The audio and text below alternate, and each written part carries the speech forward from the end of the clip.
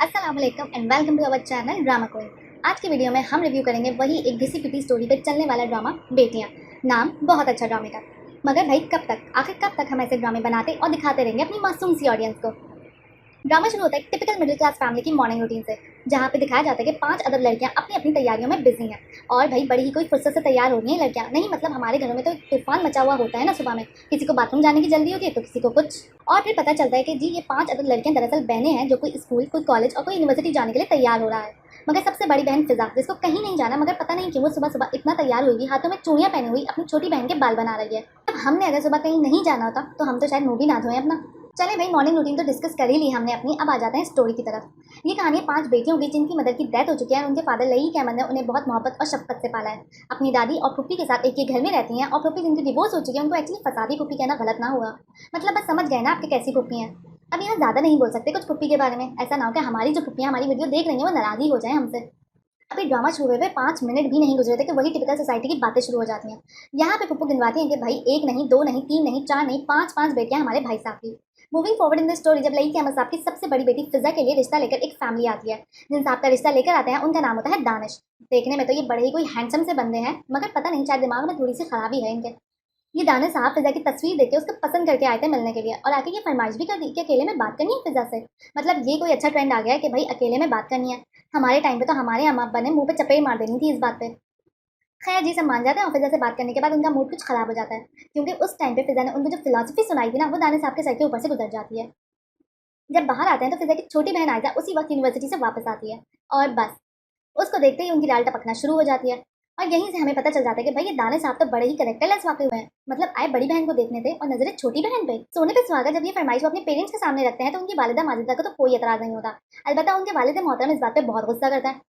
और इस वक्त वो काफी समझदार आदमी लगते हैं जब वो अपने बेटे को कहते हैं कि वो किसी की बेटियां हैं, दुकान में रखा हुआ कुछ शोपीस नहीं है, कि ये पसंद नहीं आया तो दूसरा ले लिया। लेकिन उनका गुस्सा भी शायद बस झाग के बराबर था, जो कि थोड़ी देर में ही बैठ गया।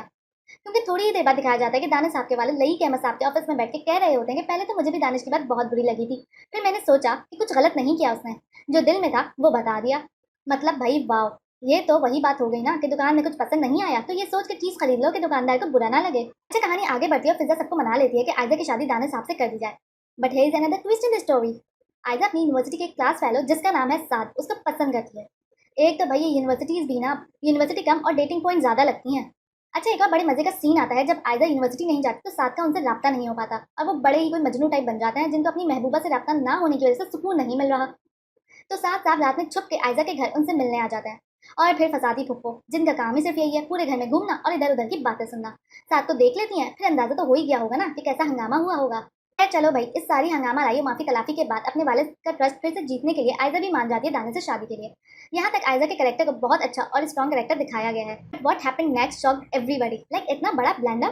बिल्कुल एंड टाइम पे जब बारात आने वाली थी उनका मोबाइल बजता है and she received a call from an unknown number and someone said के साथ में जहर खा लिया है। बस सारा फसाद यहाँ से स्टार्ट हो गया।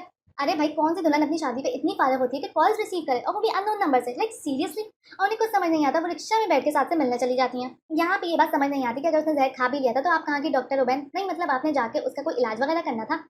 और क्या ही कोई भंड मारा है भाई, यहाँ पे इतने सारे लोगों में से कोई भी नहीं था जिसने दुल्हन को हॉल से बाहर जाते हुए या वापस आते हुए देखा होता। चलो भाई, अब आते हैं वालिद मोहतरम के डिसीजंस की तरफ। जब उन्हें पता चलता है कि आयजा भाग गई है तो दानिश साहब के वालिद सजेशन देते हैं कि दानिश की शादी फिजा से ही कर देते हैं। रिश्ता भी तो हम फिजा के लिए ही लाए थे, मगर शायद वो ये भूल गए थे कि उनके अपने बेटे ने रिजेक्ट भी कर दिया था फिजा को।